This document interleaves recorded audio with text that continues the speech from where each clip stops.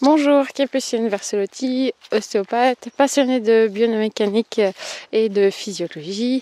Quel entraînement pendant les règles? Alors, il y a quand même pas mal de femmes qui se sentent pas en super forme pendant leurs règles ou juste avant et qui ont un syndrome prémenstruel important et des fois on ne sait pas trop comment caler son entraînement par rapport à ces règles. Et en général, les femmes, elles ont des plans d'entraînement et du coup, l'entraînement ne bouge pas par rapport à son cycle. Et du coup, l'entraînement, il peut être difficile, plus fatigant, où on n'a pas les jambes.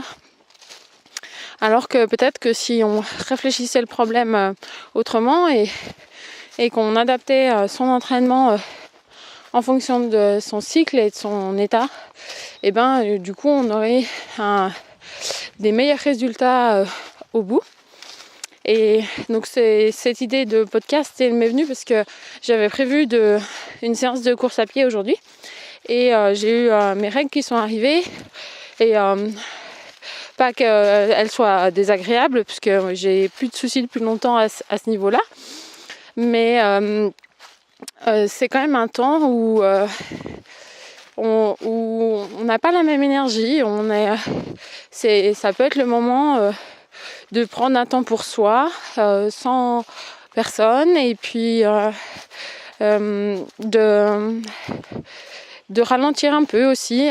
Et du coup, par exemple, j'ai troqué ma séance de course à pied contre une petite balade en forêt en marchant et réfléchir un petit peu à mes projets pour les semaines à venir, faire un petit peu le tri et puis parce que une fois que les règles sont terminées et que l'oestrogène revient en première partie de cycle, et là on a tout de suite beaucoup plus d'énergie et donc la période des saignements peut être une période où on va ralentir volontairement. Et puis au niveau physiologique par rapport à l'entraînement, c'est aussi très pertinent de s'autoriser à ralentir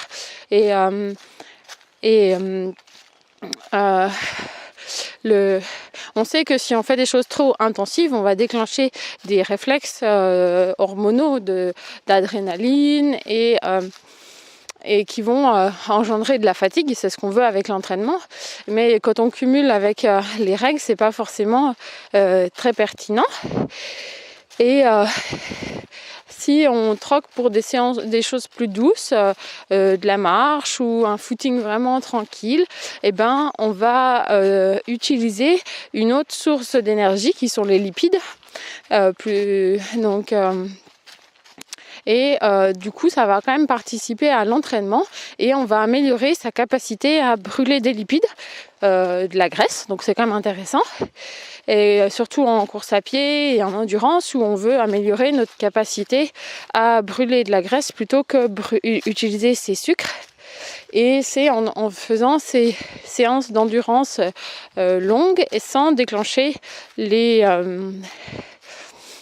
réponses hormonales de stress, puisque quand on fait des choses intensives, c'est l'organisme, il traduit ça par un stress et il va déclencher donc l'adrénaline et tout le reste.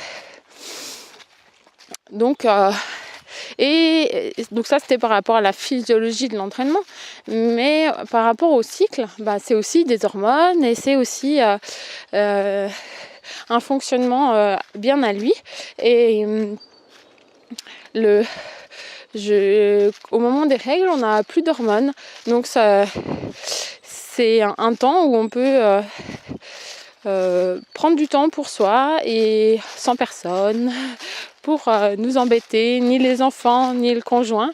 Et j'aime particulièrement m'entraîner seule, mais j'aime aussi m'entraîner en groupe, mais je trouve que les deux sont un bon équilibre pour être bien. Et des temps seuls, ça permet aussi de réfléchir à la suite de ses projets et de faire une petite introspection. Donc voilà, des sports doux.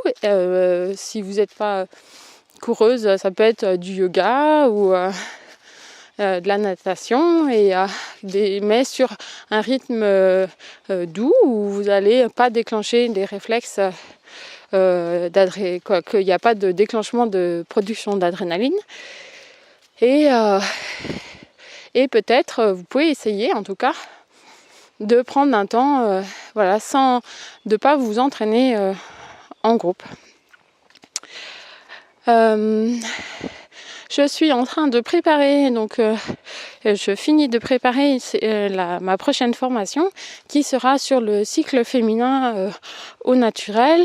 Donc si ça vous intéresse, vous pouvez vous inscrire sur le blog et puis vous recevrez quand elle sera finie, où j'expliquerai tous les fonctionnements hormonaux du cycle et comment, plutôt que de subir son cycle, justement, on peut surfer sur la vague pour en faire un atout et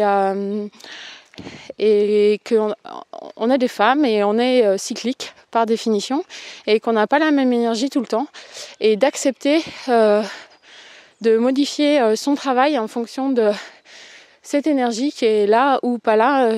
Je trouve que c'est vraiment intéressant d'accepter que quand on n'a pas d'énergie, on fait autre chose, on fait autrement.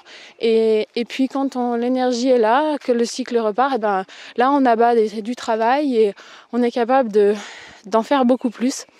Et accepter ces rythmes, je trouve que ça permet de mieux vivre au quotidien. Et puis dans cette formation, j'ai aussi... je vous parle aussi de différentes méthodes de contraception sans hormones. Et puis je vous apprends à observer votre cycle et je vous donne toutes les références pour que vous puissiez vous lancer en sécurité sur ces méthodes de contraception. Voilà, j'espère que ce petit podcast en forêt vous aura plu et puis n'hésitez pas à partager et puis à vous abonner sur le site si vous avez envie de recevoir les informations pour cette prochaine formation. À très bientôt.